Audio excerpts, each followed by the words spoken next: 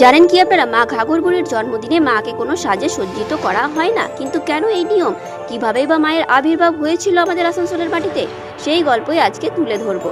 জানি সকলেই জানেন, তবু আমি আমার মতো করে আপনাদের সামনে তুলে ধরার চেষ্টা করব। জয় মা। মা ঘাঘর বুড়ির জন্মদিন হচ্ছে পয়লা মাঘ।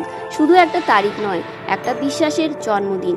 মা ঘাঘর বুড়ির আবির্ভাব দিবস। এই দিনে মা কিন্তু কোনো সাজে সজ্জিত হন না, থাকে না কোনো রঙিন বস্ত্র, নেই কোনো অলংকার, কারণ মা এই দিন স্মৃতিতে থাকেন। মা ফিরে যান তার সেই প্রথম রূপে, যে রূপে মাকে প্রথম পেয়েছিলেন স্থানীয় বাসিন্দারা। জনশ্রুতি আছে, সপ্তদশ শতকে কাঙাল চক্রবর্তী নামে এক দরিদ্র ব্রাহ্মণ নুনিয়া নদী পার করে পুজো করতে যেতেন।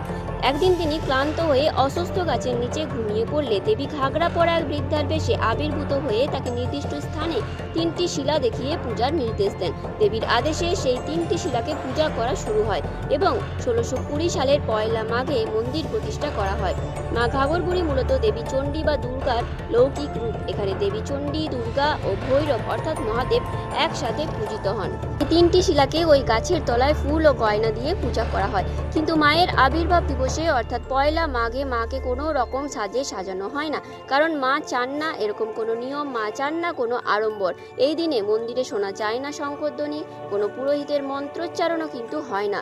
পুজো করেন সেই ভক্তরা যাদের বিশ্বাসে প্রথম জেগে উঠেছিল মা। মায়ের জন্মদিন বলে কথা, তাই জন্য এই দিনে প্রচুর ভক্তের সমাগম হয় এবং মেলাও বসে। আসানসোল অঞ্চলের একটা মহোৎসব বলা যেতেই পারে মা ঘাঘর বুড়ি মন্দিরে। এবং পাশে যে নদীটি রয়েছে নুনিয়া নদী, সেই নদীটি ব্রিজ বানিয়ে যোগাযোগের ব্যবস্থাও করা হয়, যাতে এই পারের লোকজন বা ওই পারের লোকজন আসা যাওয়াও করতে পারেন। তো এই ছিল মায়ের আবির্ভাবের গল্প। ভিডিওটি কেমন লেগেছে বা গল্পটি কেমন লেগেছে অবশ্যই জানাবেন। যদিও সকলের জানা, ভালো লাগলে অবশ্যই শেয়ার করে সকলের কাছে পৌঁছে দেবেন। নমস্কার সকলকে, আর অবশ্যই কমেন্টে কিন্তু কেউ জয় মা লিখতে ভুলবেন না। নমস্কার।